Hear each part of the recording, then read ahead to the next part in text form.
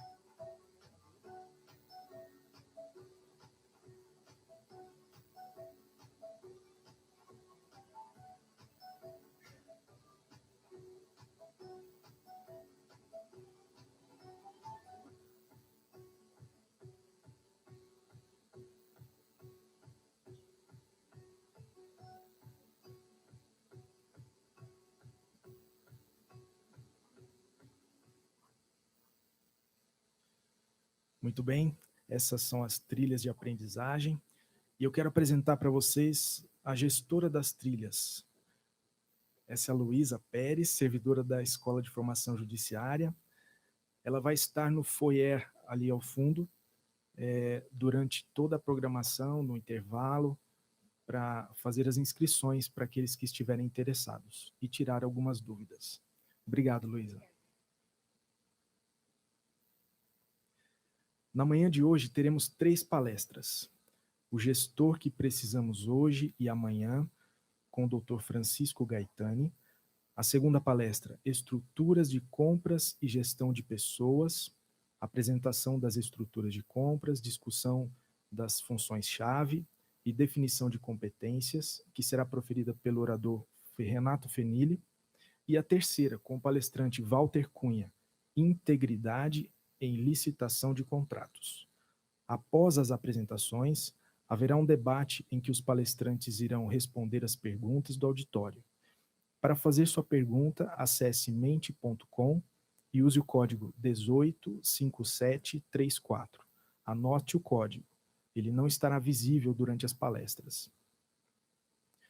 Para proferir a palestra O Gestor que Precisamos Hoje e Amanhã, convidamos o professor Francisco Gaetani.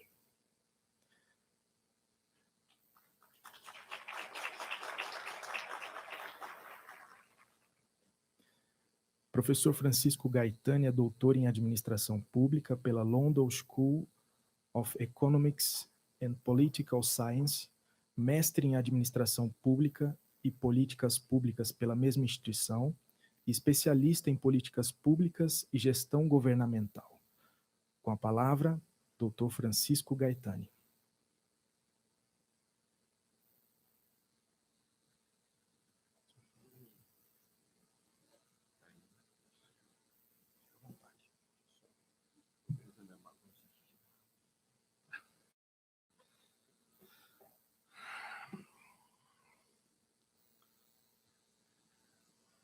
Bom dia, pessoal. Segunda-feira chuvosa de manhã, recursos humanos. É uma honra muito grande estar aqui com vocês. O material que eu recebi, tomando conhecimento que está sendo feito na casa aqui para avançar na gestão, fiquei impressionado. Não pude deixar de pensar numa ironia, né? A abundância é uma péssima professora, mas a crise, ela realmente faz a gente se mover. E lembrei-me de um artigo que eu escrevi, acho que em 94. Na época eu era diretor da Escola de Governo, lá da Fundação João Pinheiro, em Minas Gerais. A escola estava começando.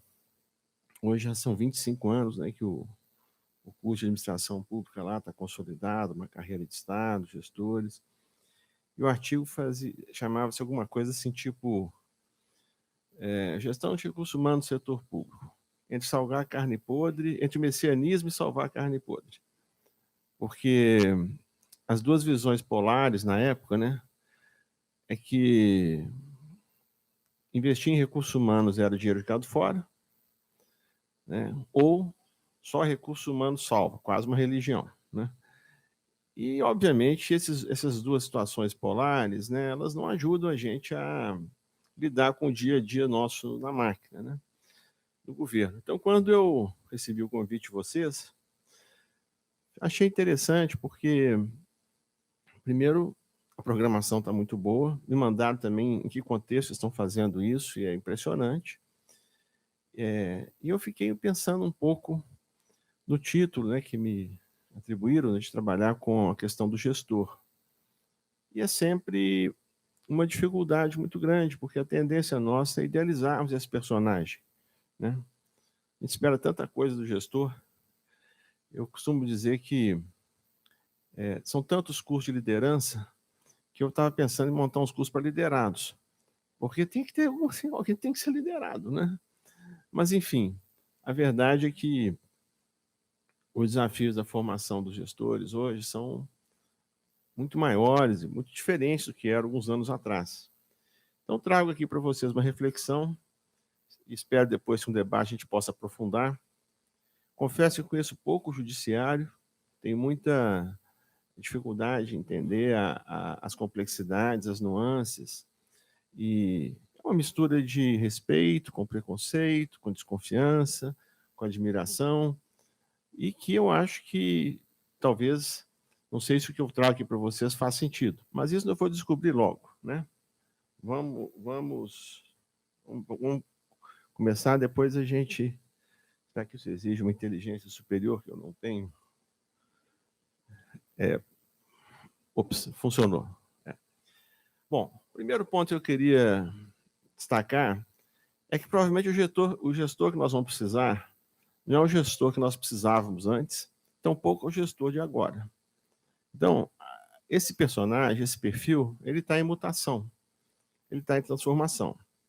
Primeiro, porque o futuro não é mais o que era, né? Essa frase tem atribuída a várias pessoas, né? O que eu acho o mais provável é que seja mesmo o ex-presidente uruguaio, Sanguinetti, né? É que mostra que ficou difícil prever o dia a dia.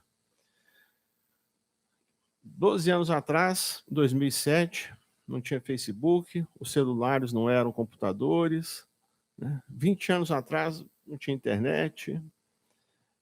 O mundo está mudando com uma velocidade muito rápida. E como o mundo, os valores, a cabeça da gente, os nossos costumes. Para quem gostava, por exemplo, de viajar aí nas lojas de discos, nas livrarias, comprar os vídeos quando viajava, não tem mais nada disso. Né? Por enquanto, tem as lojas de roupas, mas acho também que não sei se vão durar muito. Né? Tá tudo mudando, os costumes estão mudando. Nós, se formos ver aí o que está acontecendo no nosso dia a dia, do ponto de vista da revolução digital, quando você pega Decolar.com, Spotify, Uber, iFood, tudo está mudando com uma velocidade avassaladora. Eu sou da geração que veio sem chip. Vocês conseguiram comprar um chip no meio do caminho, né? Mas a turma que vem com chip já vem noutra velocidade, né? No outro mundo, né? Então, o futuro não é mais aquilo que mais ou menos a gente conseguia prever, projetando tendências, extrapolando a partir do passado. E o tal do gerente, o gestor, né, esse personagem mítico, nós estamos observando hoje ele exprimido. Né?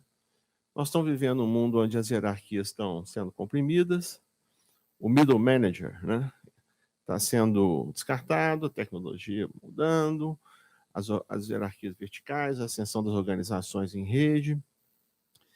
E a sobrecarga, eu não conheço um gerente que trabalhe que não esteja sobrecarregado. Tem os que não trabalham, mas os que trabalham estão sobrecarregados. Se você for ver o job description e for ver o que a pessoa tem, as responsabilidades, também geralmente é quem assina, né? Pequeno detalhe, né? Que virou uma outra coisa no mundo de hoje, né? Então, é uma situação curiosa, porque nunca a gestão foi tão importante, talvez nunca tenha sido tão difícil, porque esse personagem hoje já não é mais tão compreendido e valorizado como no passado. Nós fomos pegos no meio do processo nosso de profissionalização da administração pública. A partir da Constituinte, nós vivemos o processo de profissionalização efetiva do governo, com concursos, com estruturação do sistema do mérito, mas ele está no meio. Aqueles de vocês que conhecem um pouco a Esplanada, vocês podem ir tanto no Ministério como da Fazenda, o Itamaraty, a CGU, que são altamente profissionalizados, ou vão na saúde, né, no Ministério da Cidadania, que ainda a profissionalização não chegou lá, e alguns no meio do caminho, ciência e tecnologia, meio ambiente. Mas a verdade é que as reformas chamadas de Progressive Public Administration, elas não se consolidaram ainda no Brasil. Não interessa, vai preso a si mesmo. Né? As mudanças não respeitam as distintas nuances e heterogeneidade da administração. Imagino que vocês no judiciário enfrentem desafios semelhantes, sejam regionais, sejam setoriais. Isso cria algumas dificuldades. Então, por exemplo, se nós pegarmos os decretos da semana passada, o decreto, depois volta atrás, espera um pouquinho, de profissionalização dos cargos de confiança. Bom, profissionalizar cargos de confiança, onde tem muitos cargos de confiança, é uma coisa. Profissionalizar os cargos de confiança, onde tem poucos cargos de confiança, é outra coisa. Profissionalizar cargos de confiança, onde você tem uma carreira embaixo, é uma história. Profissionalizar onde embaixo é um terceirizado, contratado, estatutorizado lá de trás, de 88, é mais confuso. Né? Então, a gente sempre tem dificuldade de lidar com as complexidades e nuances e heterogeneidade da máquina pública. Quando a gente fala assim, o governo qual? O setor público qual? Né? Essas entidades, governo e mercado, elas às vezes elas mascaram mais do que revelam as nuances do que são a administração pública e o setor privado. Né? Finalmente, o último ponto é que nós enfrentamos desafios do século XIX, XX, XXI, tudo ao mesmo tempo agora. Né? O clientelismo, o patrimonialismo são problemas do século XIX. Né? Nós ainda temos eles. E a revolução digital, A inteligência artificial são desafios do século XXI. Já estamos aqui tendo que lidar com eles também, simultaneamente, às vezes na mesma instituição. Eu não sei o quanto vocês conhecem os ministérios, eu nunca vou me esquecer, acho que uns 10 anos atrás, eu fui num ministério importante. Cada andar era um tempo histórico. Né? E era o mesmo ministério, não era o X-Tudo, não, o Bloco A. Era um ministério, só o prédio inteiro. Cada andar você entrava num... Parecia uma dessas minisséries, um túnel do tempo, mas mostrando que, às vezes, a gente tem muita coisa ainda para lidar. O nosso passado ele é inconcluso. Né? Nós ainda brigamos com a profissionalização, com o clientelismo, com o amadorismo, com as discussões de como transformar o serviço público em algo que funcione naturalmente, buscando o bem da sociedade, né? E precisamos construir instituições que vão além das relações interpessoais. É com muito orgulho que a gente fala assim, que as pessoas são as coisas mais importantes aqui. Se não fosse as pessoas, se não fosse fulano, é a memória, é quem carregou as coisas nas costas. Se sair, se aposentar, vai desabar o prédio. Isso é um sintoma de fragilidade. Não é nada contra essas pessoas maravilhosas que se dedicam ao serviço público de uma forma única. Mas enquanto nós dependermos das pessoas, é porque as nossas instituições não estão funcionando. Todos vocês conhecem, se alguns de vocês não são desse tipo, não conseguem tirar férias, trabalha até de madrugada, final de semana, em meio qualquer hora. Isso não é saudável para as pessoas e para as instituições, mas mostra um pouco essa questão da sobrecarga e a fragilidade dos mecanismos institucionais nossos. Eu, ano passado, tive meus 15 segundos de glória, um dia lá no TCU, quando foi discutir a lei da... O título não era bom, mas eu chamava da lei do erro, que dizia que o servidor público podia errar, né? Porque a LINDE, né, até ela ser aprovada, a situação estava ficando inadministrável. Né? O medo, a aversão ao risco dos gestores estava absoluto em função do ambiente de administração pública toda corrupta, tudo tem que ser escrutinado, todo mundo está sob suspeita. O inverso de toda a dinâmica de funcionamento de governos e de construção de instituições. Né?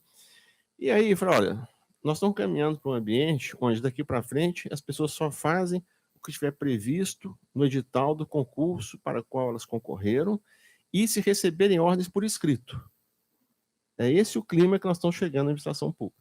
Judicialização, depois criminalização, depois paralisia, que é mais ou menos onde nós estamos.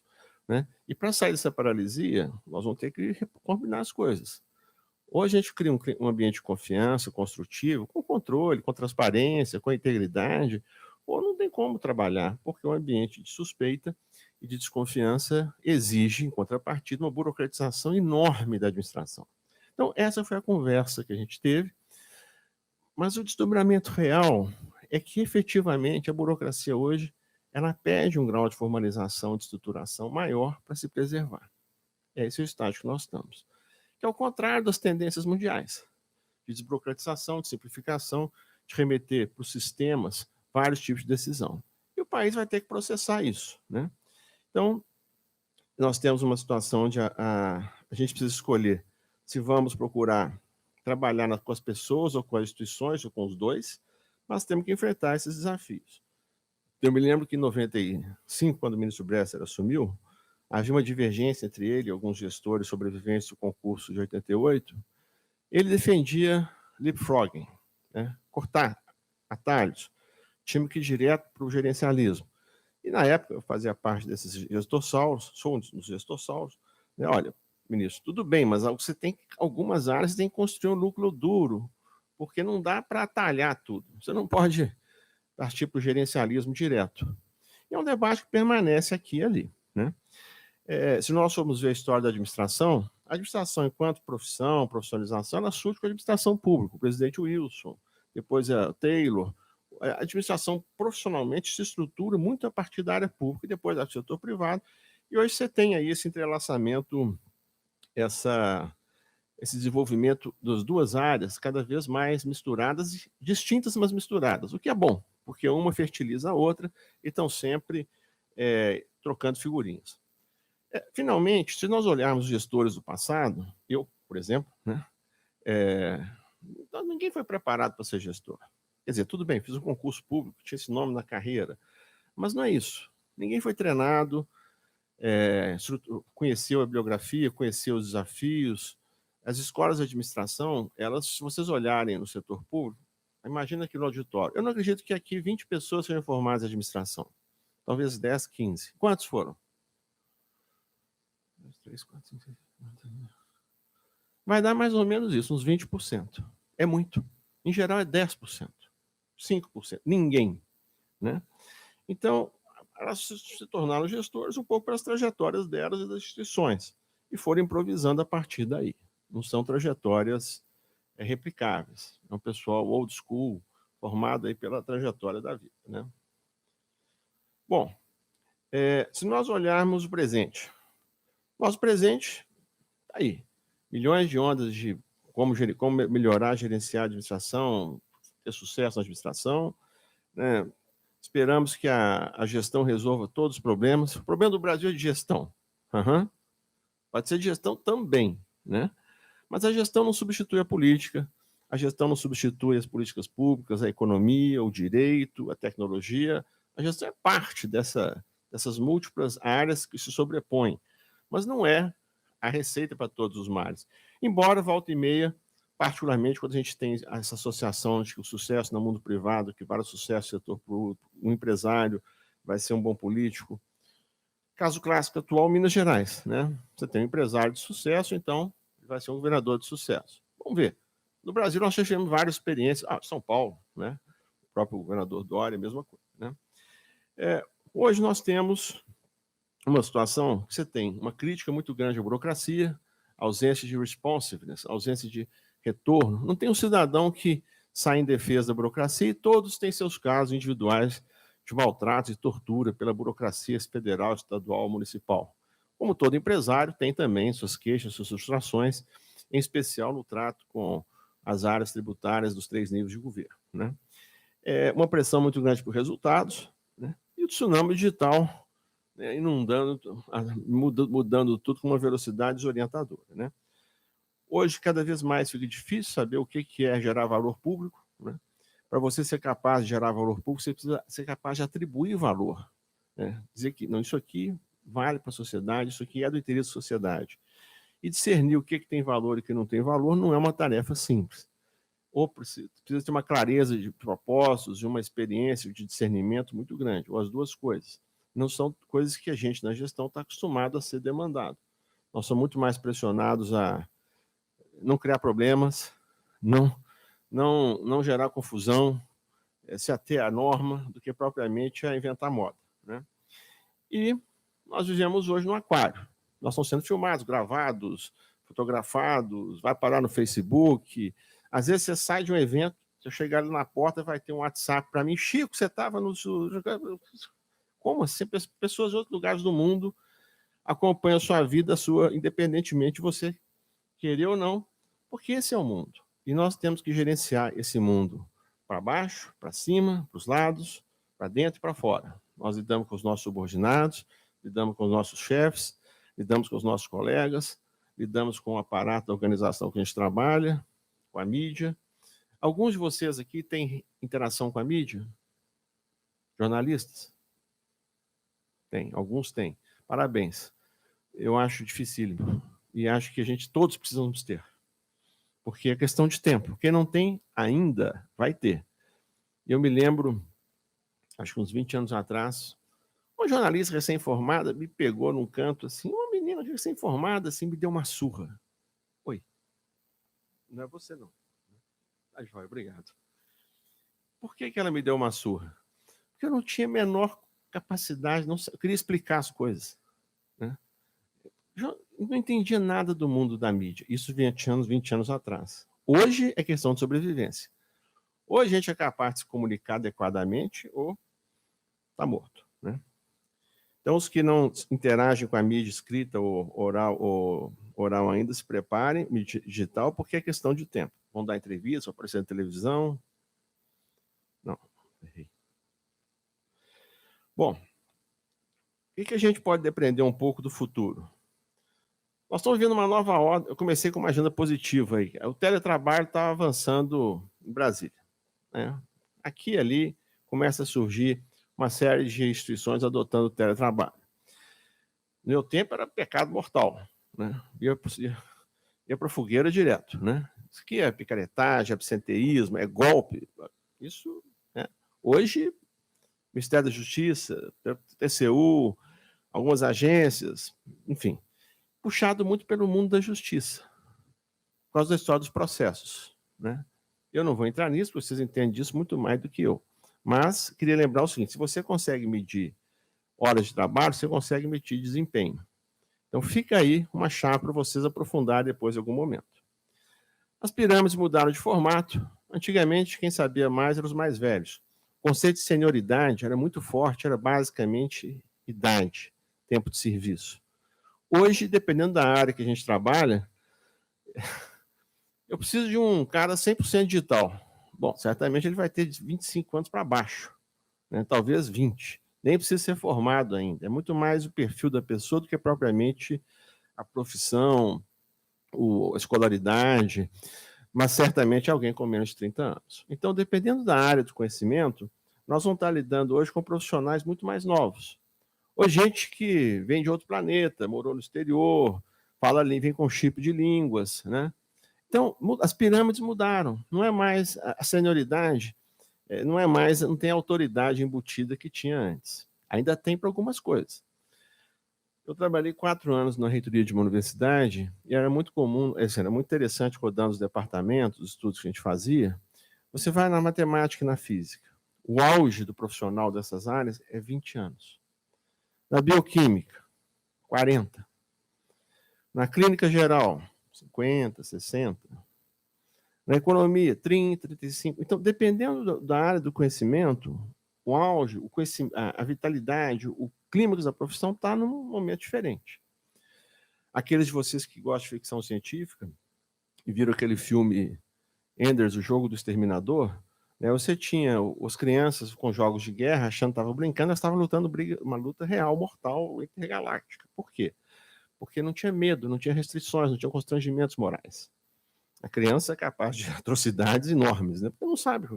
Mas então a inteligência toda voltada para aqueles jogos, né? Bom, nós estamos vivendo o desafio de trabalharmos com múltiplas gerações, né? Você tem 50 anos, seu chefe tem 25. Muita gente tinha dificuldade de ter chefe mulher. Eu, felizmente, quase sempre tive chefes mulheres. Acho ótimo trabalhar com as mulheres, mas é um problema real, né? Ou você trabalhar com pessoas de outros estados, de outras regiões, né? O pessoal de Minas é muito regionalista, então veio carioca, veio pessoal do Sul, o povo de São Paulo. Enfim, Brasília não tem muito isso porque é um coquetel. O milkshake aqui mistura tudo. Mas também faz parte. As culturas regionais afetam na forma de lidar na cultura organizacional. Nós estamos caminhando para uma convergência dos mercados públicos e privados, né? Acho que a Previdência já unificou, a estabilidade está progressivamente sendo ou caindo ou sendo mitigada do ponto de vista do regime estatutário. Então, a tendência é nós trabalharmos com regimes mais ou menos intercambiáveis.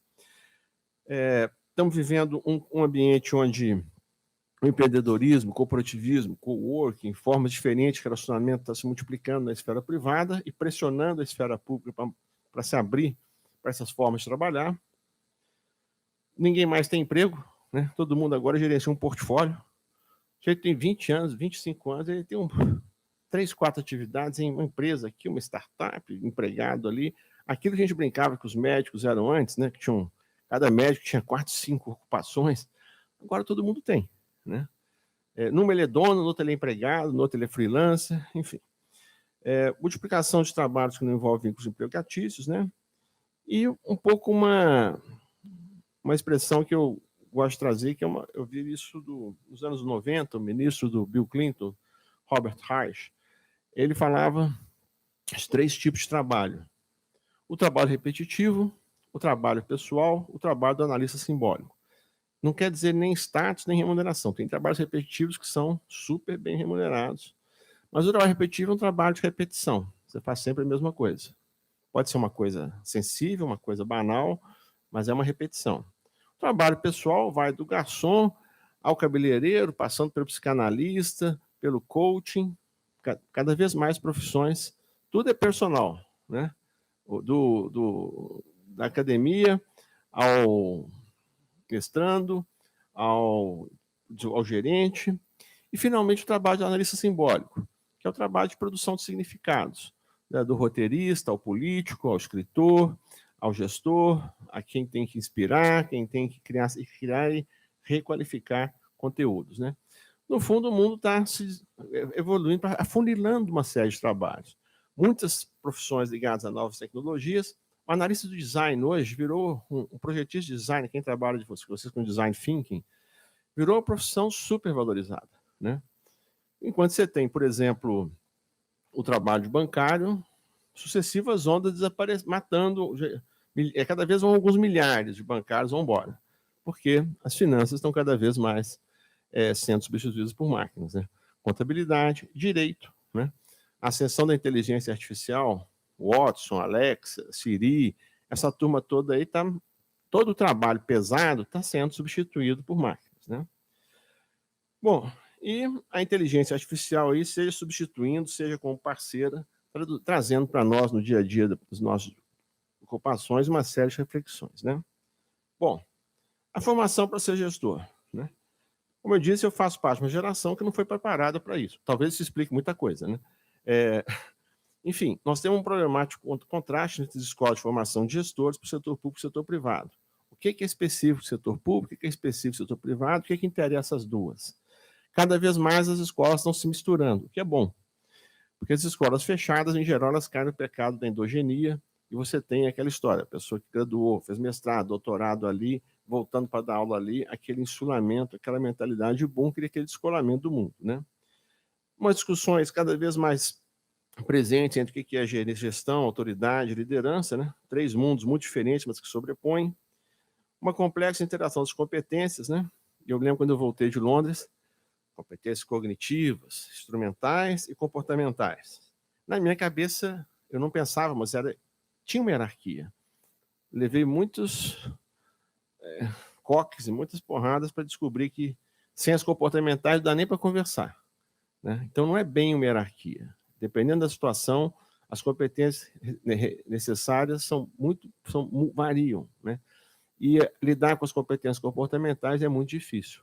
Elas não estão codificadas, estruturadas e passíveis de transmissão e replicação, como as instrumentais e as cognitivas, né? Bom, um pouco sobre a profissionalização nossa, do ponto de vista de gestão. Hoje, a grande ênfase na formação de líderes, né? E como é que a gente forma esses quadros, né? Nós temos estruturas de formação profissional tanto para instituições, empresas, para direta, para autarquias. Uma das novidades no Brasil, o terceiro setor, o público não estatal começa a se profissionalizar, principalmente em São Paulo e um pouco no Rio, né, com uma formação muito importada, muita gente estudando isso no exterior e vindo para o Brasil trabalhar nesse mercado. E a gente ainda no setor público, desculpa o ato falo, eu estou aposentado, teoricamente, né, mas no setor público a gente com mais dificuldade de lidar com essas novidades. Peraí, muitos de nós ainda pensamos em termos de bandido e mocinho, né? Estatal ou não é estatal, né? E no mundo aí fora, esse corte muito... em inglês a palavra é blurred, né? É manchado, borrado.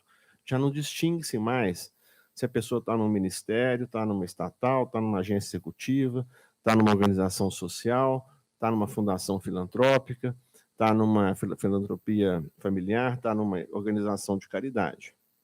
Lembrando sempre que no governo, particularmente, sempre se coloca a quem que interessa investir na formação do gestor no longo prazo. Quem liga para o longo prazo nessa área? Geralmente, quem vai ficar no governo no longo prazo. Mas os dirigentes é difícil. Eu me lembro de uma situação que eu falo com tristeza. Quando nós criamos o planejamento das carreiras de analista de infraestrutura e analista de políticas sociais, a carreira de infraestrutura pegou no tranco por conta do PAC.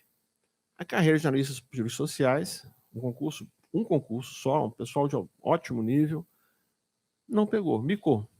Um governo, em tese, preocupado com a agenda social, mas que não via graça nessa história de concurso, carreiras, Então, nós temos, paradoxalmente, hoje os ministérios sociais da esplanada desaparelhados para lidar tanto com as políticas quanto com a avalanche dos controles.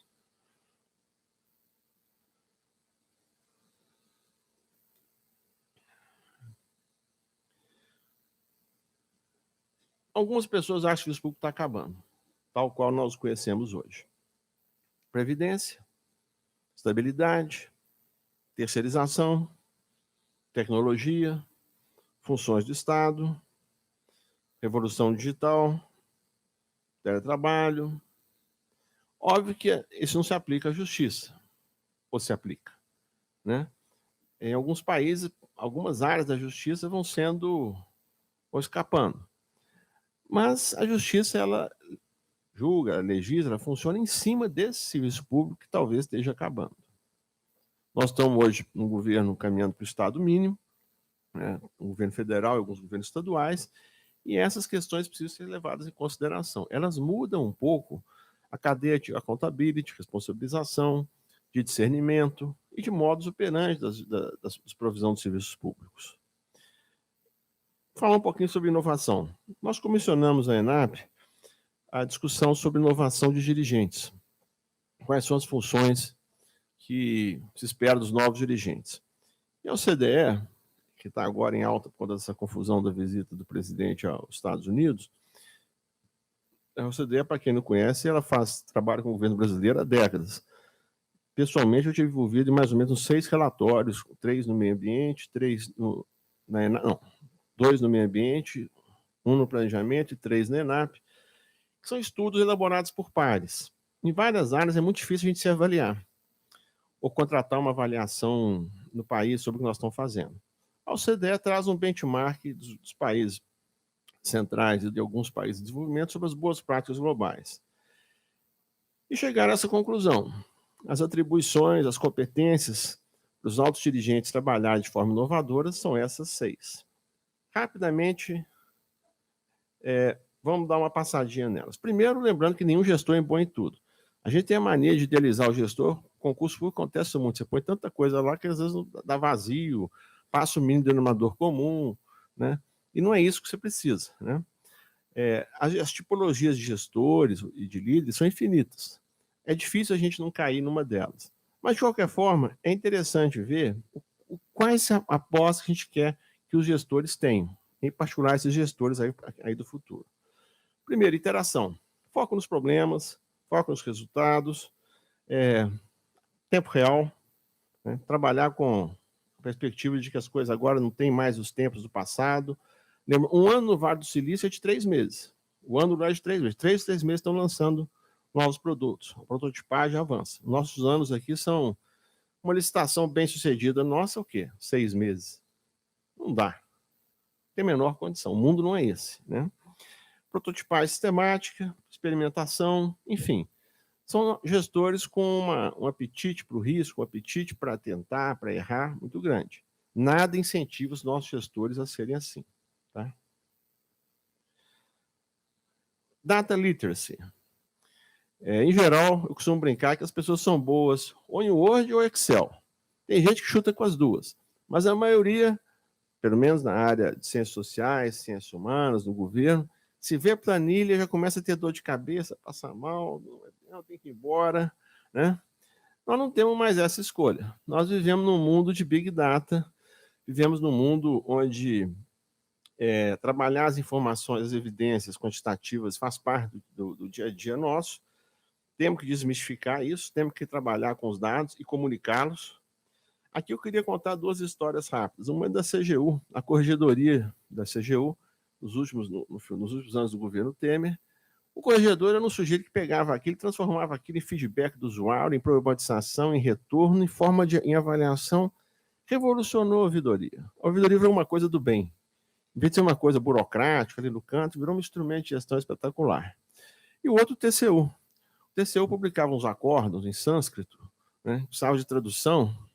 Depois começou a publicar uns sumários executivos, assim, numa linguagem próxima ao português, não sei, um Esperanto, uma coisa assim. Aí começaram a produzir os briefings. Então, Com isso, mudou completamente a forma de se relacionar com a sociedade. O TCU, tá? Que não é exatamente um órgão que você espera um bom comunicador. Viraram craques. Tem um acordo para o pessoal envolvido no assunto, tem o sumário executivo para os dirigentes e tem o briefing, frente e verso, com os principais achados para jornalista. Porque se vocês acham que o jornalista vai ler alguma coisa, pode esquecer. Né? E ali, no briefing, as mensagens principais. Né? Bom, terceiro, foco no usuário. É difícil, particularmente em Brasília, as pessoas se darem conta disso, mas nós trabalhamos para o povo, nós trabalhamos para os cidadãos, nós trabalhamos para pessoas. Quase todos os órgãos públicos, em algum lugar na ponta, tem uma pessoa. Né?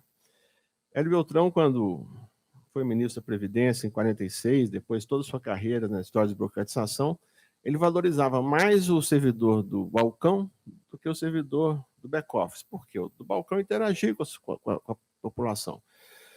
Nós funcionamos no sentido contrário. As piores pessoas você põe para atender. Né? Depois a gente reclama que a sociedade não entende o que o governo faz, como o governo funciona. A tecnologia está mudando isso muito. Né? Às vezes para melhor, às vezes para pior. Tem sites, tem serviços de atendimento ao cidadão muito bons e tem, né, aqueles que você chora. Né? Pelo amor de Deus, eu quero falar com um ser humano, eu tenho um problema aqui, enfim. Né? Mas o fato é que internalizar essa dimensão do usuário é hoje inescapável. Não há como você trabalhar indiferente a isso. Né? Em algumas soluções, você pode trazê-lo como parceiro, coprodução, para fazer com que ele seja parte do enfrentamento do problema. Alguns casos são mais clássicos, policiamento comunitário, por exemplo, neighborhood watch, o cara da vizinhança que ajuda a monitorar o que precisa, nas escolas, tomadores de contas de crianças, e por aí vai. Né? É importante também que a gente sempre, não só atenda bem, mas ele tem uma experiência de voltar, que ele queira voltar, ele se sinta bem tratado a ponto de querer voltar. Claro que ninguém quer voltar no guichê de repartição pública, mas se você é bem tratado, ele perde o medo. E às vezes ele quer voltar numa boa. O dilema, por exemplo, no curso que nós estamos dando na PGFN, algumas dissertações são sobre os que estão devendo e querem pagar. Não sei se vocês têm experiência, se vocês querem pagar o que estão devendo em imposto de renda, não é fácil assim, não. Né? A Receita ela é amigável para receber a declaração. Depois é outra história, mas tem melhorado muito. Né? Percepção do usuário como parceiro do gestor e sua principal fonte de aprendizado. Foi o que o pessoal da ouvidoria fez. Usou todas as reclamações como feedback para atuar na melhoria e simplificação do serviço público. Curiosidade. Quando eu fiz minha tese de doutorado, tivemos mudanças importantes entre o primeiro e o segundo mandato do Fernando Henrique, que eu fui tentar entender a origem delas. Às vezes é uma crise, às vezes é o presidente, às vezes é um ministro, às vezes é um político, às vezes é uma ONG, às vezes é um organismo internacional, mas às vezes a mudança vem simplesmente de um servidor que quer fazer a coisa melhor. Né? E não, por que isso aqui não pode ser feito desse jeito? Por que não dá para melhorar? Tinha um outdoor, esses anúncios que passa no aeroporto, acho que é da Cador, se um serviço é bem feito, ele merece ser bem feito. Eu achava aquele negócio estranho, bobo. Não acho mais, não. Por quê? Porque, às vezes, as pessoas querem genuinamente melhorar o que fazem. Se eu posso fazer melhor o que eu estou fazendo, por que eu não vou fazer? Então, essa curiosidade, essa capacidade de buscar novas ideias, tentar fazer de um jeito mais interessante, também faz parte desse gestor. Sempre procurando melhorar, não sossega. Eu brinco que tem pessoas que vocês conhecem, se vocês mesmos também não são assim, que são máquinas de eficiência contínua. Estão sempre procurando fazer melhor. Alguns são um toque, né? Mas é um toque saudável. Né? Outros é uma forma de ser, outros é uma loucura. Né? Enfim, mas a verdade é que isso funciona muitas vezes. Por quê? Porque sempre tem condição, às vezes tem muito espaço para melhoria até chegar no limite das organizações. Buscar também abordagens em outros lugares, benchmarking, aprender com a experiência dos outros. Todos nós falamos de aprendizado em primeira mão e segunda mão. Aí as pessoas pensam, qual aprendizado mais importante? Primeira mão, aquele que você experiencia. Você aprende, né, sentindo na pele. Tudo bem. Só que é o seguinte, o dia tem só 24 horas. A semana, 7 dias. A nossa experiência pessoal é muito limitada. O desafio nosso é sermos capazes de aprender com a experiência dos outros. Não vai dar para a gente cair em todos os buracos para aprender. Se alguém cai no buraco ou tem um sucesso numa coisa, vamos tentar desenvolver essa capacidade de buscar na experiência dos outros esse aprendizado. Modo de ver os problemas. A turma toda hoje de mídia trabalha com isso. A perspectiva, framing, modelagem, o ângulo, a luz do sol na foto. Né? Hoje eu acordei, o que aconteceu na Nova Zelândia. A foto da primeira-ministra prestando solidariedade e no ato anunciando que estava banindo aquele tipo de armas em relação ao atentado nas 2 mesquitas. Pronto, simbolizou uma mudança espetacular com impacto global. Né? Isso também faz diferente. Como é que você define um problema? Eu costumo, nas discussões sobre laboratório de políticas públicas, lá na Fundação, segurança pública. Escolha uma forma de definir o problema. Saem 10 posições na turma, imediatamente. Armas, salários, maioridade, educação, tecnologia, lei de... Quer dizer, a forma que você define o problema, claro, a maioria dos problemas de governo são multicausais, são múltiplas causas, mas tem sempre uma que você enfatiza mais. Ela modela muita coisa. Então, o gestor também, a forma como ele estrutura e modela a discussão, influencia muito a capacidade de resolução. E motivação que vem de dentro, né? Desejo de melhorar, fazer melhor, um olhar lúdico, brincar, experimental. Um amigo meu foi fazer doutorado em gaming, né? Jogos, na Holanda. Porque em vários lugares do mundo hoje, a forma de se lidar com a política pública, os problemas de governo, é emular jogos. Porque no jogo você entra de cabeça, no jogo você entra aberto, você entra criativo, e você agrega mais ao que você está propondo. Contar histórias. Se você não é capaz de transformar o seu problema numa história, esquece. Né? Tem que buscar, tem que ser capaz de explicá-lo em 1 página, 2 páginas, 5 minutos. Né? Essa coisa de aula, o TED foi um novo paradigma. 20 minutos. O Twitter foi outro paradigma. 140 caracteres, acho que agora 280. Ou a gente é capaz de explicar os nossos dramas, os nossos desafios, através de histórias, causa, efeito, né? Ou nós vamos perder a capacidade de comunicar e vamos caminhar para um mundo onde a comunicação, que aliás é o que nós estamos vivendo, um mundo de conversa está cada vez mais difícil. Né? A história dos usuários, histórias de vida, histórias de soluções, né? A atualização das histórias, o que muda? De novo, lá vem ele, aquele caso lá de 20, 30, o mundo já mudou tanto. Quais são os casos de hoje? Quais são as histórias de sucesso de hoje? Como é que você embute a causação dos problemas nas histórias para que as pessoas entendam? Eu comentava ontem com um amigo meu, dizendo assim, o problema não é o jeito que você nunca viu, o político, o problema é um amigo seu colega, que não entende o que você está falando. A gente, às vezes, repete, não consegue se comunicar os desafios, as contradições, os problemas a serem enfrentados. Né? Se nós observarmos que nós estamos vivendo em termos de processos eleitorais, é comunicação de massa. Nós vamos discutir políticas públicas na campanha eleitoral? Não vamos. Isso, acho que a última campanha com base em programas foi em 2002. Nunca mais tivemos isso. Né? Finalmente, insurgência. Quando o pessoal da OCDE colocou essa palavra, eu falei, nossa senhora, não é uma palavra que mobiliza muita simpatia, assim, muita gente se sente, já remete a coisas esquisitas, né? Estado Islâmico, guerra civil, revolução, desobediência. E um pouco é isso mesmo. Por quê? Porque, às vezes, se espera dos novos gestores, se deseja que mude.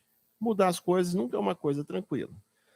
Questionar o status quo, ser capaz de entender que a palavra sempre teve um início. Sempre foi assim, quer dizer assim, vai ser sempre assim. Não foi, sempre teve um início. Né? Trabalhar com parceiros em comuns, ONGs, filantropia empresarial. Eu trabalho hoje numa ONG, estou no conselho de uma ONG que trabalha com gestão pública e artes. Artes? Como assim?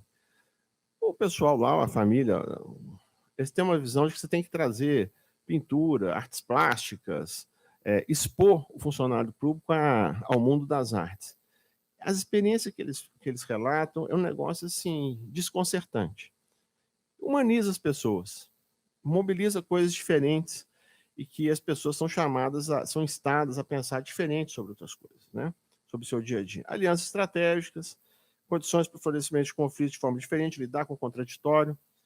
Eu costumava brincar ao longo da minha carreira, depois que eu fui entendendo que eu era uma pessoa muito conservadora, autoritária, eu comecei a começar as reuniões assim, olha, vocês podem ficar tranquilos. Eu acho que qualquer divergência, vocês podem falar o que vocês quiserem, entendo perfeitamente. Eu levo como insulto pessoal, mas vocês podem falar. Mas já tentar criar um clima, porque antigamente era assim, né? Nossa, divergir, eu me sentia desrespeitado quase. E acho que a gente ainda vive em muitos ambientes assim, onde a divergência é quase assim. Como assim, não tem coragem de falar? Tem um tipo que é o pior, a pessoa não fala nada na reunião, sai da reunião, vem falar com você. Não, mas por que você falou na reunião? Não queria. Né? Enfim. Bom, então, caminhando para concluir, porque meu tempo está esgotado. Formação para gerência. Em geral, a gente cuida dos que já são gestores, já tarde demais, você já está no cargo. Você tinha que ter se formado antes, né?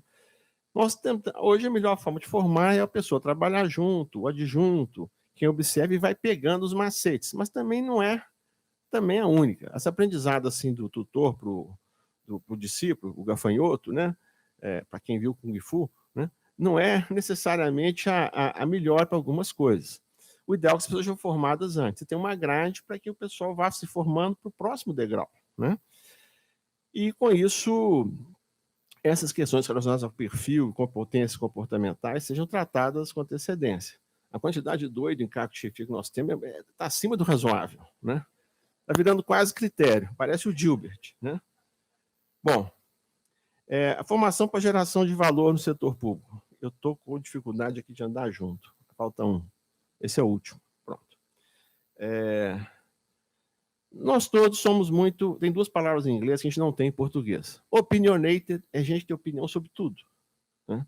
Funcionário público, em geral, é opinionated. Acha, não tem medo. Né? Dá opinião sobre qualquer coisa. E a outra coisa é judgment. Julga tudo o tempo todo. Né? A nossa capacidade de julgar, com razão, sem razão, conhecendo, sem conhecer, é infinita. Bom, então, é melhor a gente tentar calibrar o foco na questão do valor público, ver o que realmente agrega, o que não agrega, o que é dinheiro jogado fora, o que é perda de tempo, porque é isso que vai fazer os gestores. Os gestores vão ser pessoas que vão ter que o tempo todo fazer escolhas. Escolhas de tempo, escolhas de pessoas, escolhas de problemas, escolhas de prioridades, e vão ter que discernir para ver onde elas vão jogar suas fichas, onde que vão aportar sua energia. Então, nesse sentido, para concluir, o gestor do futuro ele vai ser um sujeito completamente esquizofrênico. Ele vai ter várias personalidades, várias identidades, e vai ser um polivalente. Dificilmente vai ser uma pessoa com uma capacidade só. Bom, pessoal, é isso. Muito obrigado. Depois nós... Opa, errei aqui. A gente continua.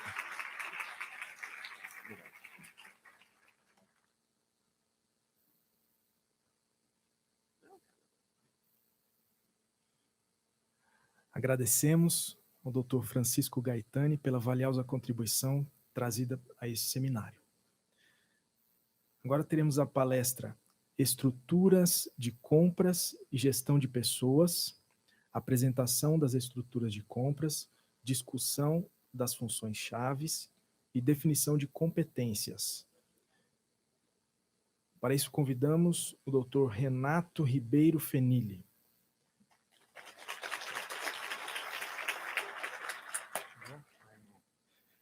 Já conhecido de muitos de nós, o palestrante é pós-doutorando em administração pelo Instituto de Educação Superior de Brasília, doutor em administração pelo Programa de Pós-Graduação da Universidade de Brasília, analista legislativo da Câmara dos Deputados e ocupa atualmente o cargo de secretário adjunto de gestão do Ministério da Economia.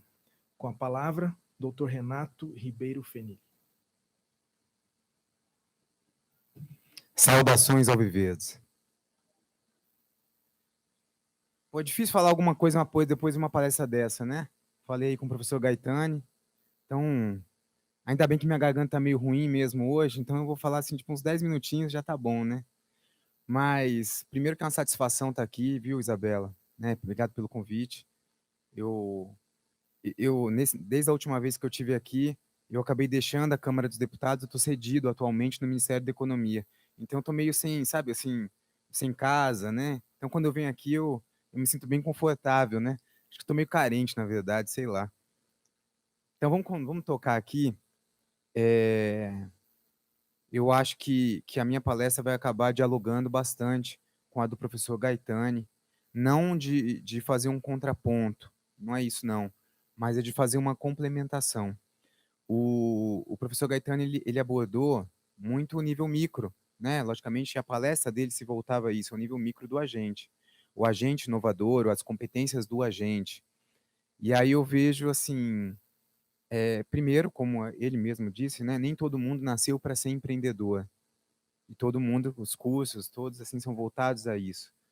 Mas eu digo tem outra coisa, é muito fácil, é muito mais favorável você assumir a faceta e exercer bem o intraempreendedorismo num ambiente que favorece isso e que deixa você agir assim. Quero ver o intraempreendedor curioso, né, cheio das competências arroladas aí pela OCDE, como que ele vai fazer dessa forma, às vezes num macroambiente que não favorece nada e, pelo contrário, só puxa para trás. Essa é uma complicação que a gente vê não só, de repente, em distâncias tão abissais, feito o TJ, que tem todo um suporte para a governança, e, de repente, uma prefeitura do interior, de um estado mais desprovido, que não está nem aí para a governança, mas até mesmo entre órgãos da esplanada, a gente consegue ver muito bem essa deficiência em termos de conjuntura em prol da inovação e da boa governança. E aqui eu vou cair um pouquinho mais, talvez no mote, né, principal do seminário, que seria o âmbito das contratações. Então, vamos começar aqui. Primeiro de tudo, né, esse aqui já é um modelo que eu já apresento já há algum tempo. A mim a todos, né, os palestrantes, foi dado um briefing aqui do status atual, do que seria para ser abordado. E TCU, acho que a partir de 2015, né, teve o Acórdão Base 2622 e foi indo, foi indo, foi indo. Então, basicamente, hoje, para um órgão ter uma boa governança em aquisições públicas, e aquisições, contratações, né, entendam como sinônimo, tem que ter essas 8 variáveis aí sendo bem exercidas e uma realimenta a outra e por aí vai. Então, o órgão tem que ter um bom PLS executado na prática, não só no papel, lógico, né? Uma gestão estratégica de compras, de repente casada, tanto a gestão estratégica quanto o plano anual, casado com os instrumentos orçamentários, né? Em especial a LOA e o PPA. Política, estratégias gerais, política de estoque, eu vou ter um almoxarifado, não vou para um modelo virtual, está sendo propugnado no Poder Executivo, política de terceirização, que eu terceirizo, não terceirizo, posto de trabalho, rendimento, e por aí vai. Gestão contratual, e aí é um mundo todo, né, desde os artefatos que estão na IN5 até a aplicação de sanções. E aí tem gestão de riscos. Tá? Hoje em dia eu já tenho algumas críticas mais contundentes sobre a gestão de riscos, mas não é o mote dessa palestra aqui. E tem essas 2 destacadas em verde que ninguém fala. Simplesmente ninguém fala. Todo mundo que vem dar quase palestra ou vem falar, todo mundo fala a gestão de riscos, apresenta aquele mundo cartesiano que nos faz bem, mas que no fundo não refresca nada o caos, né, que está do outro lado. Agora, pessoas e estrutura ninguém fala, porque quase não tem solução. Né? Ninguém vai fazer concurso público e fazer uma reengenharia em estrutura é muito raro. Então, para que vou falar disso? Vamos melhor falar de quê? Como fazer uma boa gestão de riscos, como fazer uma matriz RACE e por aí vai. Então, acho que isso daí que vai ser tangenciado nessa palestra. Quando a gente fala desse modelo de governança, e é uma coisa recente em termos de história da administração pública, 3 anos para cá, vamos dizer assim, você começa que as áreas de compra governamentais assumem novas atribuições. E quando você assume nova atribuição, você tem que ter mais estrutura. Você tem que repensar os seus processos minimamente. Então, acaba que os órgãos que são, entre aspas, assim, que estão cortando mato, né, indo à frente nessa área de governança, acabaram tendo que adaptar minimamente as suas estruturas para fazer frente a esse modelo. Tá? Então, se a gente pega, por exemplo, a Central de Compras do Poder Executivo Federal.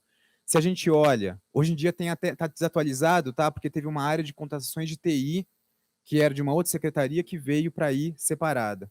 Mas se você olha lá, a coordenação, nível de coordenação mais à esquerda, tem uma coordenação de inteligência de compras. Coisa que, se você tem um viés meramente operacional do processo, você não vai ter.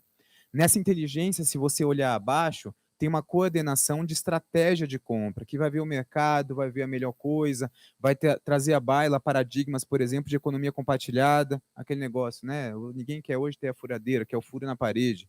E aí vem outros tipos de elemento que não só você pegar o processo, aperta o play e instrui, desde comprar café até comprar um reator nuclear, como se fosse a mesma coisa. Tá? Então é uma coisa diferenciada que se vê. Na Câmara dos Deputados, né, tem uma segregação, aqui é só a parte de compras, fora isso tem uma coordenação de contratos, que é apartada, tem uma secretaria executiva da Comissão Permanente de Licitação, que também é apartada.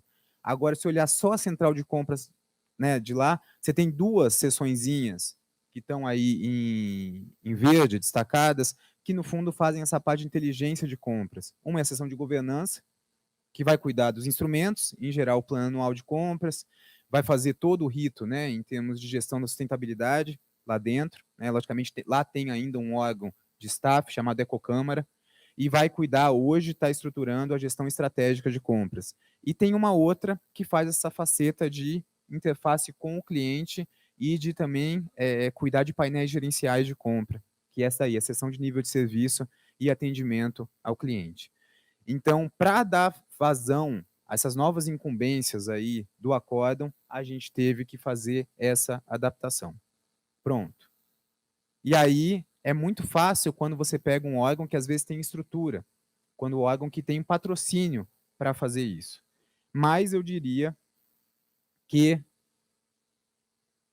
será que a gente está realmente nessa realidade de hoje? Vamos tirar uma foto de hoje e talvez essa foto vá se perpetuar há algum tempo.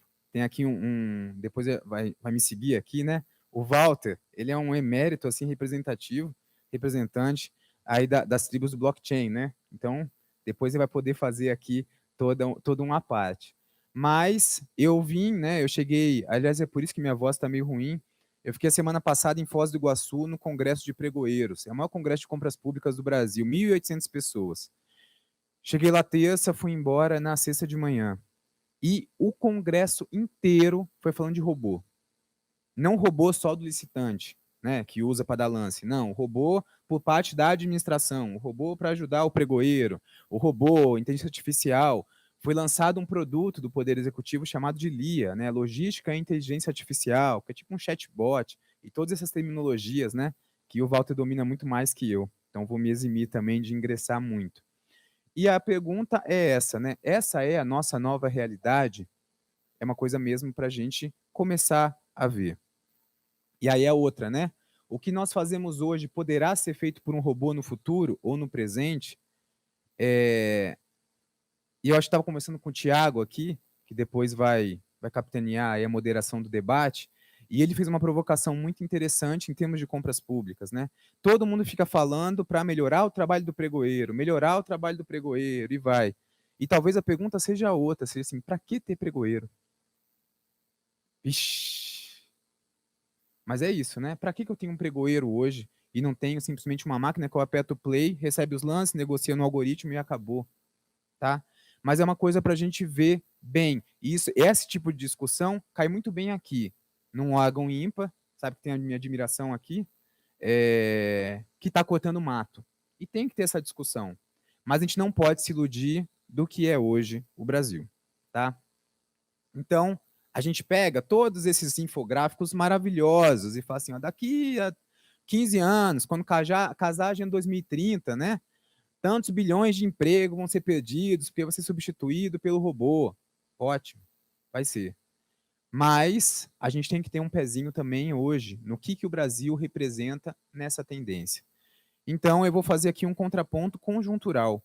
De novo, nada obsta que a gente não vá à frente e pense, né, fora da caixa. Mas não adianta pensar fora da caixa como o agente de inovação schumpeteriano, né, que faz aquela destruição criadora e que é o cara curioso e que vai à frente. e o meio dele possibilita isso ou não, tá? Então, o que eu vou discorrer aqui são duas narrativas breves, né? Muito longe dos robôs. Sintomas de um contexto brasileiro, tá? Analógico, patrimonialista e sempre a busca de um caminho. Caso 1, tá? De compras públicas. E, de novo, mesmo vocês aqui se debruçando sobre a governança no Poder Judiciário, vamos dar uma olhada de como que é o Brasil. Eu gosto da alegoria de dizer que o Brasil é um país municipal. Gosto mesmo, tá? O Brasil hoje tem 5.570 municípios. Só que nós aqui, a gente pensa muito no mundo da esplanada. Então, independentemente do jargão de governo, que eu acho que não vem ao caso, né? Mas pensar um pouquinho menos Brasil e mais Brasil faz bem para todo mundo. Até para a gente começar realmente a ver se as nossas práticas são aderentes ou não a um contexto sociológico brasileiro. Então, o que eu vou contar aqui, ele acaba sendo um estereótipo, por um lado, mas, infelizmente, ele é muito menos estereótipo do que eu gostaria. Tá? Comecinho da história, vou usar aqui um nome simbólico, João, tá? Poderia ser qualquer outro nome. Interior de uma prefeitura, interior, desculpa, de um estado, da federação. João, já quase 50 anos, perdeu emprego. Estava sem emprego, tem conta para pagar, como todo mundo, tá? E aí, ele arrumou um emprego como, temporário, lógico, cabo eleitoral. Estava na hora de mudança da prefeitura do município, e ele arrumou esse... Logicamente, até essa figura aí no pano de fundo não é mais assim. Hoje em dia, até o cabo eleitoral já tem robô, né? Porque assim fica tudo no WhatsApp. Mas, vida que segue, só para ficar assim, e nada contra ser cabo eleitoral, muito pelo contrário, é uma coisa legítima que vai. Só que ele foi cabo eleitoral na esperança de, no final da eleição, uma vez eleito o prefeito para qual ele trabalhou, o candidato, a ele ser agraciado um emprego. E deu certo. Ele foi empregado na prefeitura. E começou a trabalhar. Lotação dele na prefeitura, na Secretaria de Administração da Prefeitura. Para quem não conhece muito bem os organogramas de prefeituras do Brasil, quase sempre é isso aqui. Você tem um monte de secretaria, tem o gabinete do prefeito e um monte de secretaria que não se conversam, né? Então, se pensa se só assim, setores aqui dentro, ou dentro de órgãos não se conversam, não se preocupa não. Se em país da Europa eles fazem compra compartilhada de uma maneira mais tranquila, aqui no Brasil nem secretarias se conversam, né, do mesmo município para conseguir fazer isso aí.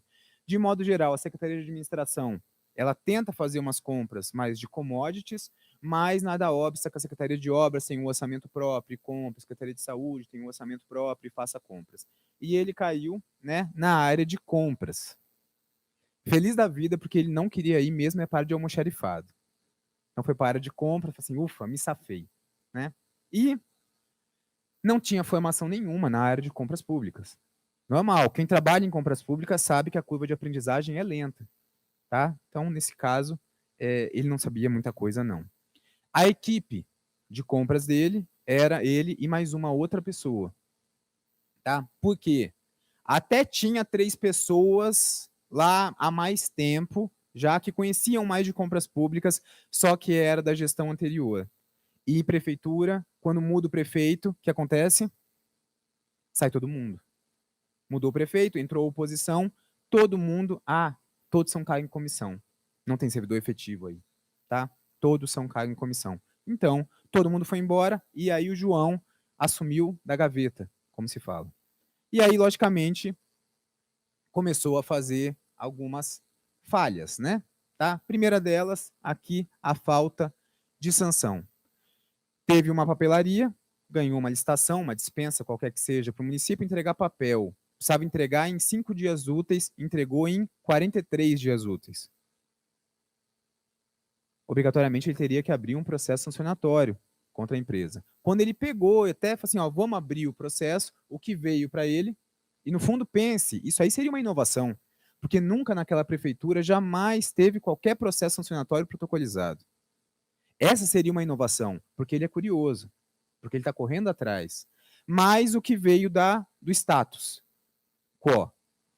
Como que você vai abrir um processo sancionatório se essa papelaria foi uma das que patrocinaram e financiaram a campanha do prefeito?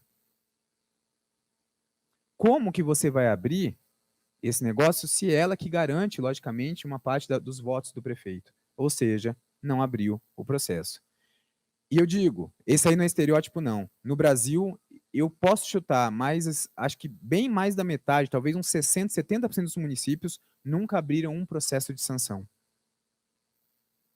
Segundo pecado, né? Sócios em comum. Caso real, isso aí.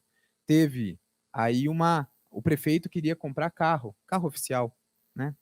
E aí na licitação entraram 3 concessionárias da cidade, todas com sócios em comum.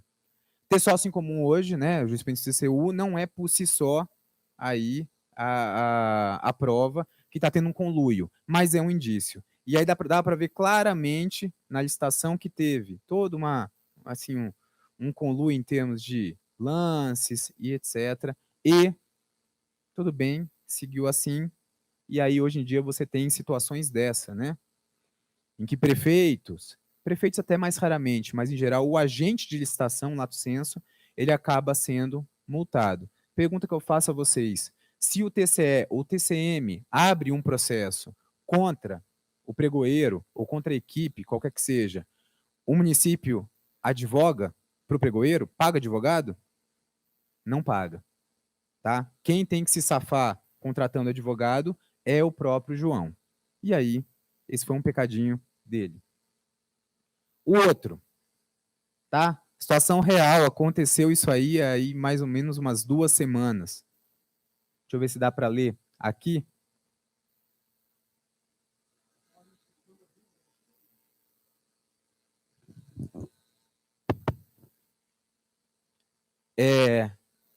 Teve uma licitação, tá? E aí tem aqui no finalzinho a ata. Pela comissão foi dito que declara inabilitada a empresa X, inscrita no CNPJ tal, por figurar como sócios da referida empresa fulana e fulana, respectivamente filha e marido, fulano e fulano, né? Filha e marido da vereadora deste município.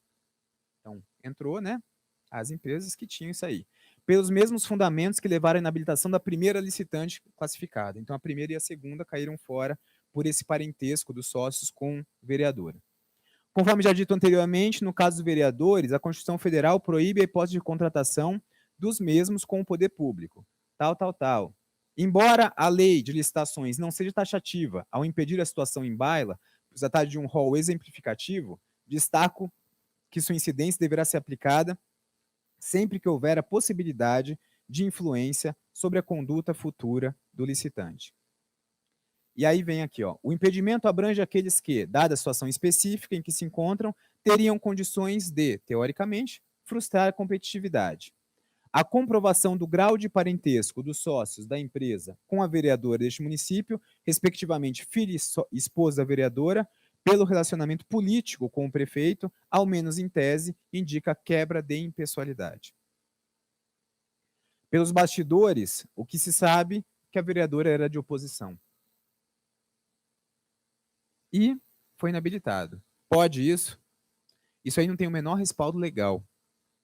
Você fazer, não tem menor respaldo legal. O que não pode contratar é se a empresa tem parentes, né, sócios que são parentes, de servidor do órgão que está contratando. Ponto. Então, isso aí acaba sendo assim, ó, eu quero observar a impessoalidade, mas tem todo um viés aí patrimonialista.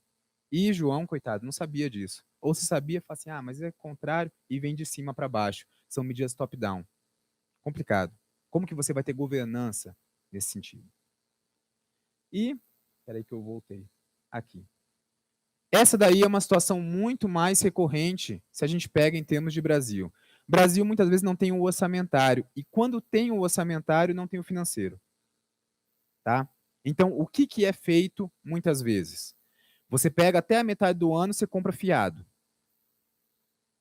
E aí, quando assim, as empresas se cansam, você já está mais ou menos com algum estoque. Mas, de modo geral, não raramente, você faz uma licitação e aí você chama a empresa para assinar um contrato. Não empenha, você não tem empenho. E não é ajuste de preço, não. É contrato. A empresa vai e assina o contrato. Quando você precisar de alguma coisa daquele contrato, você emite uma ordem de fornecimento. A empresa vai, faz o serviço ou entrega o material. Depois ela te dá a nota fiscal. De posse da nota é que você vai correr atrás de um empenho. tá? Isso aí, nas melhores famílias, acontece em termos de Brasil. Quando que acontece? Logicamente, você também tem uma limitação de financeiro. A coisa que mais acontece aqui é a gestão da fila de pagamento. Você não tem dinheiro para todo mundo. Ah, passa essa empresa aqui para cima, paga, já pagou? Paga essa empresa. E vai indo toda numa situação conjuntural para o coitado do João. Tá? E aí você tem uma situação simples, singela, que a lei de licitações hoje é uma das poucas leis no Brasil que tem sanção penal fora o Código Penal. O PL de licitações, que deve estar sendo aprovado aí nos próximos meses, ele já altera o Código Penal direto. Ele já insere coisas dentro do Código Penal. E aqui, ó, pagar a fatura com preterição de ordem cronológica de exigibilidade, né, de exigibilidade, sujeita à detenção. Resultado final para o coitado do João. Ele acabou respondendo um PAD, tá? Um processinho de reposição ao erário, uma multa e abriu um processo penal. Confesso que esse aqui, ninguém chega até isso não, tá? Mas se começam a vasculhar, nada impede que chega. Ah, e o controle interno, porque isso aí é uma coisa muito mais comum até do que os pecados do João, ele também foi arrolado por fazer cogestão. O que é isso? Em todo lugar, quase interior do Brasil, todo o processo de compras, ele passa pelo controle interno necessariamente como se fosse uma instância jurídica. O controle interno chega, inclusive, a carimbar as páginas, de acordo, de acordo, de acordo, de acordo. E aí vai. E aí fala, como que ele vai auditar isso aí se ele foi parte da execução? Então ele acabou também sendo arrolado. Isso daí, logicamente, o que denota a todos nós? Uma incipiência qualquer aí em termos de governança, né? De maximização ou otimização ou mero atendimento à relação de agência com o cidadão. E aí, uma coisa que é mais complicado dizer é como que o João, nessa situação em que ele acaba sendo protagonista e, ao mesmo tempo, vítima da própria tragédia, como que ele vai tocar à frente. E a gente vai discutir isso aqui daqui a pouco, só que antes eu vou contar um outro caso, que é de um real, tá? Esse aí, logicamente, é real, mas eu não conheço o João. Esse próximo a gente conhece, inclusive, aí o ator, que é um amigo meu, né, do Thiago, do Walter aí, que é uma situação mais complicada ainda. Eu tive a oportunidade, do final do ano passado, de atuar por umas 2 semanas, 2 e meia, na intervenção federal do Rio de Janeiro. Tá? Fiquei lá um tempo, tem um curso de capacitação lá para secretarias de Estado, e acabei fazendo um decreto de governança, deixei lá tudo, né, como legado. E Rio de Janeiro está uma coisa bastante complicada se a gente pensar. A gente pensa em crime, né? Mas vamos pensar meramente em governança de licitações públicas. Rio de Janeiro é isso aqui.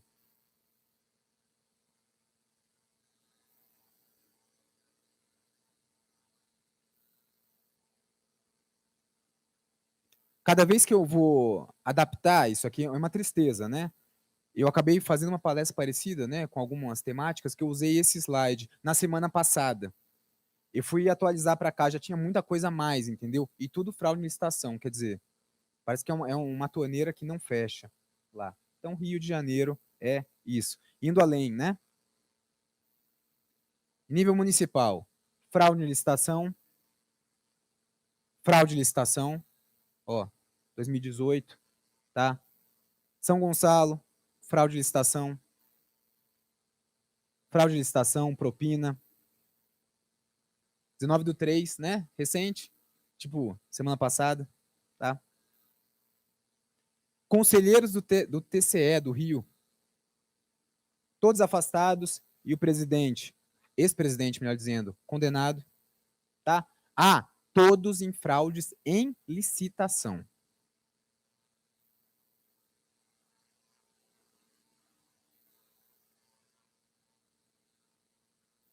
Todos aqui, ó, tá? Alerj, né? E por aí vai. E, logicamente, a gente teve aqui uma situação até que eu tive que atualizar, né? Recente, né? Parece que todos os que foram, né? Todos os ex-governadores do Rio vivos, não que assumiram, né? Tem a Benedita, mas que assumiram todos, né? Atualmente estão presos.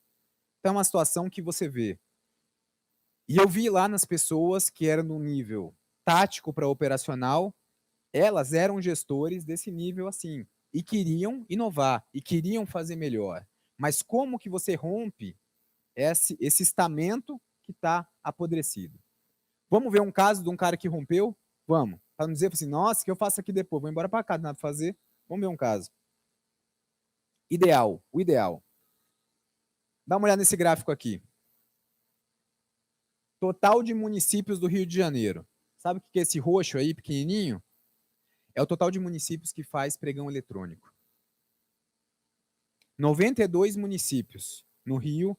Hoje, aí fica uma dúvida, né? São 4 ou 5 que fazem, só. Ah, no Rio não tem inclusão digital, não tem internet. Ah, não, tem sim. Tá, o Rio de Janeiro não é lá a cabeça do cachorro, lá em cima. Não, lá tem internet. Não fazem por quê? Porque não fazem. Por quê? Porque não sei. Porque não fazem. Mas não fazem. Rio de Janeiro faz, Niterói faz, São Gonçalo, e aí tem mais um ou dois aí que, na verdade, se cadastraram no Comprasnet, fizeram alguns pregões eletrônicos em 2017 e hoje não fazem mais. Tá? Aí você pensa, nossa, Rio de Janeiro tá podre. Brasil, 5.570 municípios. Quantos municípios usam o Comprasnet? Chutam. Pode chutar. 62. Não quer dizer, logicamente, que os órgãos não podem usar outros sistemas que não o Comprasnet, como licitações Z. Mas eu diria, não vai chegar a 5 mil. Vai passar muito longe. Então eu digo, cara, é ótimo vir aqui falar de robô, é ótimo. É ótimo. E tem que ser falado. Até mesmo porque se a gente não fala e fica falando do mundo analógico, essa galera não vai. Mas o Brasil hoje é um país que faz compra analógica. O pregão presencial é a modalidade dominante hoje. 14 anos após o decreto 5450. Caraca. E aí? E aí, um certo colega nosso estava lotado numa prefeitura, né, do interior, aliás, na Secretaria de Saúde, né, do município do interior do Rio de Janeiro, e quis ter o ideal de quê? Colocar o pregão eletrônico na cidade. Ótimo, não é? Comprovadamente, pregão eletrônico é muito menos sujeito à corrupção e à fraude e ao direcionamento do que o presencial. É muito mais transparente, tá? E implantou. Foi lá. Agente de inovação. Ele foi o intraempreendedor nato, ele é. Consequência. Começou a sofrer ameaça. De quem? Das empresas da área de saúde, porque agora elas entravam em licitação e ninguém conseguia saber quem estava licitando com ela. Ah, tinha esposa, filho pequeno. Tiveram que, de certa forma, alguns colegas nossos, lançar uma tentativa de resgatá-lo da cidade, até, e aí uma agência, né, da cidade do Rio de Janeiro puxá-lo para lá, porque chegou uma situação que não dava para ele ficar mais na cidade. Só que abriram um pádio contra ele. Por algum outro motivo, tudo. Ou seja, atualmente, até em termos ilegais, né, com o pádio aberto, estão negando que ele saia da cidade. E aí você vê, uma coisa é você discutir a gestão dentro das fronteiras organizacionais. E aí fala, não, a minha relação hierárquica, a minha relação política, né? Ó, o TCU como estamento que cria verdade, e aí tem poder na ótica de Foucault, e por aí vai. Beleza. Mas quando você põe, de repente, o pezinho para fora e vê sociedade brasileira, cultura brasileira, e aí eu entendo, né? No mestrado e doutorado eu estudei muito cultura, mas eu entendo que às vezes a gente usa a palavra cultura porque é muito menos sujo a gente botar a culpa na cultura do que botar a culpa no poder. Ninguém fala muito de poder. Falar de poder é uma coisa meio suja, né? Mas não se preocupem. Se esse nosso colega ele não falava de poder, se a gente fala pouco de poder, tem um estamento aí que fica babando o ovo lá do cara que tem o poder, pelo menos, que esse cara fala muito bem. Tá? E às vezes acontece isso aqui. Então, é uma situação mais complicada. Ótimo. Situações tristes, né? Então, a dúvida é, o que a gente vai fazer agora? O que vai ser feito? todo mundo fala assim, vamos resolver isso fazendo uma lei. Vamos resolver isso aqui, né? Colocando isso aí no papel. É a primeira coisa que pensa. Cara, meu sonho era isso aqui, né? Aqui, ó. Transforma o mundo num lugar melhor, desfaz todos os modos de corrupção do universo. Institui, isso aqui é uma coisa que o nego pede a rodo, né? A carreira do agente de licitação é melhor até do que a do ciclo de gestão, isso aqui, né? E aqui traz seu amado em 2 dias, até 2 dias. Logicamente, a primeira coisa que acontece quando você põe isso aqui na praça é o quê? Vai ter gente que vai reclamar. Porque tem, cara, o ser humano reclama. 3 dias? Por que 3? É muito tempo. E não sei o quê. Cara, vai ter gente que reclama. E se eu não gostar, né, do amado, como que eu faço? Aí tem que entrar recurso. Cara, sim, o ser humano é tenso, né, nesse sentido. Mas é a primeira coisa que falam, como se a lei fosse resolver alguma coisa. Como se meramente eu reestruturar um órgão fosse resolver uma realidade. E agora vamos ver. Porque, teoricamente, se João ou se esse nosso colega tivesse uma base estrutural, uma governança assim que viesse bottom-up, cara, ele estaria em melhores lençóis. Você não teria o quê? Que ele ser um herói. E que é o que o professor Gaetani falou. O herói é ótimo. Esse nosso colega foi herói e é um herói. Mas o herói, ele só surge em ambientes que não tem governança. Se tem uma governança, você não precisa de herói, porque as coisas fluem já atendendo. Assim, você não vai ter aquele cara que põe um processo debaixo do braço e pega aquela assinatura salvadora. Ele não é um herói. Não vai precisar, porque as coisas já vão fluir. Não vai ter o cara que vai ter que lutar contra todos, aquele peixe subindo a pororoca, né? Contra a maré. Não, é uma coisa que se responde per si. E aí, mais a gente tem o quê? O papel aceita tudo. Vamos lá. PL de licitações, que vai ser votado. Esse é o texto atual. Tem lá, o capítulo é agente público, dos agentes públicos. Caberá à autoridade máxima do órgão da entidade ou a quem as normas de organização tal indicarem promover a gestão de competências, show, e designar agentes públicos para o desempenho das funções essenciais à execução dessa lei. A lei não define quais são as funções essenciais, mas fazer um edital, dá, precisa de preço, talvez. Esses caras aqui têm que ser servidores efetivos ou empregados públicos pertencentes ao quadro permanente. Opa! Então, cargo em comissão meramente não pode? A lei não deixa. Ué, mas e as prefeituras do Brasil? Uns 80%, 90% que não tem. Poxa, e aí? Outro, né? O agente de licitação é quem conduz a licitação. É a pessoa designada para autoridade competente entre servidores efetivos ou empregados públicos pertencentes ao quadro permanente. Você está cortando das licitações todos os agentes meramente comissionados. Tá? Ah, mas a lei ainda é safa, né? Ela previu o quê?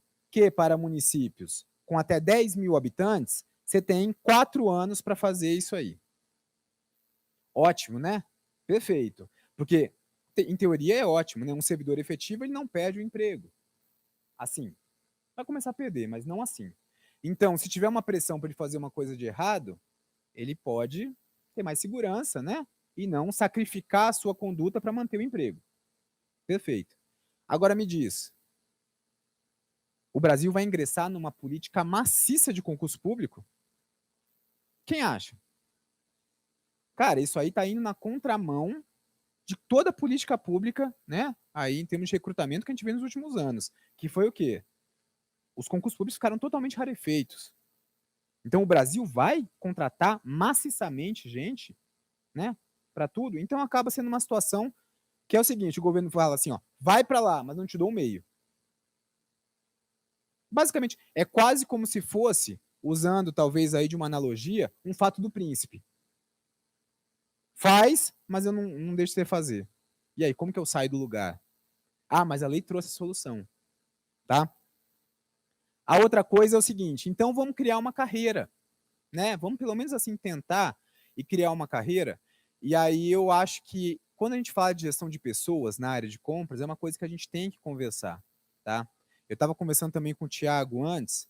Eu dei uma palestra na terça-feira e depois, que foi um painel rapidinho de 20 minutos, que eu apresentei a agenda normativa, né? aí para esse ano lá da Secretaria de Gestão. E aí, ao finalzinho da minha palestra, entrou lá o presidente da empresa, né, da Negócios Públicos, né, cara todo, assim, extrovertido, entrou brincando, né, e nada menos de novo, que assim, 1.800 pessoas, 99% pregoeiro. Lá. Renato, eu vi aqui que em dezembro tem um espacinho para você, então quem pede, né, não está ofendendo tudo, por que vocês não pegam e vão se debruçar sobre a carreira do pregoeiro? Assim, aquela coisa caótica, assim, aí vou, e porque aí falou assim, mais uns 10 minutos, né, do quanto era importante, que está sendo negligenciado, não sei o que, tá. Aí eu peguei, né, falei assim, ó, Rudimar, que é o nome do cara, falei assim, Rudimar, sem problema né, algum, tá? Você acha que me deixou, a gente tem que safar, né? Acho que deixou assim meio, não se preocupa não, quinta-feira de manhã eu tenho 1 hora para falar, a gente vai falar de carreira. O cara me olhando assim. Aí eu cheguei lá para todo mundo e falei, escorri, né, essa é uma situação, vamos falar de carreira. Então imagine que a gente discutiu, né, e vamos criar realmente uma carreira transversal, aí é o setor público, e vamos em frente. Aí eu disse para todo mundo assim, vocês querem? Queremos. Eu falei, então a gente tem que começar a discutir de forma madura e parar de vender ilusão. Por quê? Eu falei, se eu crio uma carreira, vai todo mundo fazer concurso público, todo mundo fora daqui. Tá todo mundo fora da carreira de pregoeiro. Porque, aliás, ninguém vai entrar no trem da alegria, né? Então, você que tem 30, 40 anos aí de pregoeiro, vai voltar pro cursinho e vai ter aquele cara que acabou de sair da faculdade e vai entrar. Pronto, é isso. Cara, o silêncio no mundo. Mas é isso, é isso. Então, são coisas, pensar em estrutura e pensar em gestão de pessoas, e pensar a fundo, né? Que tem propostas hoje, certificação e por aí vai, é ótimo quando você vai no discurso. Agora, quando você pensa, ok, vamos encarar isso de uma maneira séria, aí ninguém quer discutir. Aí ninguém quer discutir. Ah, tem que ter uma certificação para o agente. Ótimo, se põe para a gente de compra certificação, todas as carreiras do Brasil vão querer.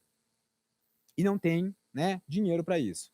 Porque a gente vive numa situação, né, lá do mínimo existencial ou a reserva do financeiramente possível. E aí? Então, se é uma coisa que a gente realmente quer discutir em termos de Brasil, a gente tem que sair simplesmente de um discurso demagógico e passar a abraçar a realidade, que hoje no Brasil não é só a realidade de quem cota mato, como aqui TJ, como Câmara dos Deputados. É uma realidade hoje do João e do nosso amigo aqui, tá? São coisas realmente para a gente passar a pensar. Hoje eu vejo essa dificuldade e realmente já estou até passando aqui do meu tempo, porque hoje eu estou encarregado, assim, eu fui convidado pelo Cristiano, que é o secretário de gestão lá, para cuidar da pauta de logística pública do Poder Executivo. E está na minha tutela a gente fazer novos normativos, né? Inclusive, para quem não sabe, mas a gente vai revogar o decreto do pregão, isso aí deve acontecer nos próximos meses, o decreto de preço vai ser revogado, vai ter um novo, tudo a gente está construindo aí de uma maneira extremamente transparente, tá? E aí você pega e fala, poxa, vamos fazer um decreto do pregão novo. Aí fala, Renato, por que você não exige que os órgãos tenham um comitê de governança? Eu falei, olha, o decreto, ele é para todos os órgãos do CISG. É para aquele IFE lá do interior, de não sei aonde, que o cara não tem nem sala para fazer compra. E você vai exigir que o cara tenha um comitê? É isso. Quando você pega e põe numa lei... Outro dia eu vi também um vídeo super elogiado, né? Que foi do Rafael e do Rony. São duas pessoas. Rafael é o procurador da ENAP, cara top, e o Rony Charles, que é um cara que pensa bem em licitações. E tinha uma crítica do Rony ao PL de licitações, que ele falava assim, é uma lei muito analítica, ela se quebra muito em termos procedimentais. E aí não pode, porque assim você pega a diretiva da Europa, é uma lei muito mais flexível, que fica no nível macro. Aí todo mundo, cara, adorei sua análise do PL. Agora eu tô com a caneta hoje. Aí eu penso, eu vou deixar num nível extremamente flexível pro João,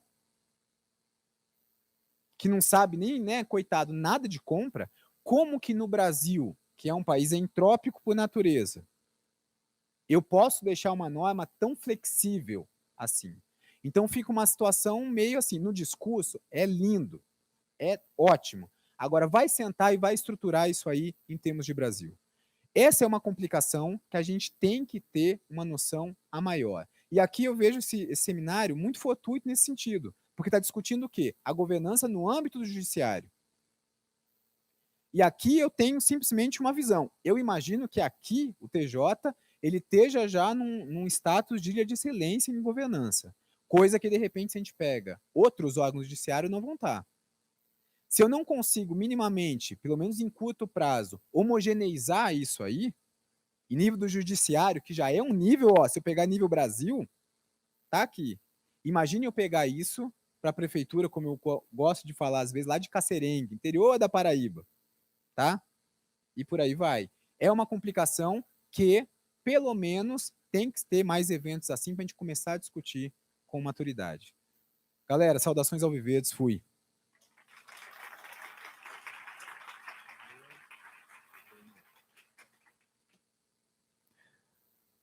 Agradecemos, Dr. Renato Ribeiro Fenili, pela brilhante apresentação. E um pequeno recado. Informamos que está disponível no portal Transparência do TJDFT o painel Plano Anual de Contratações de 2019. Faremos agora um breve intervalo de 15 minutos e voltamos às 11h05.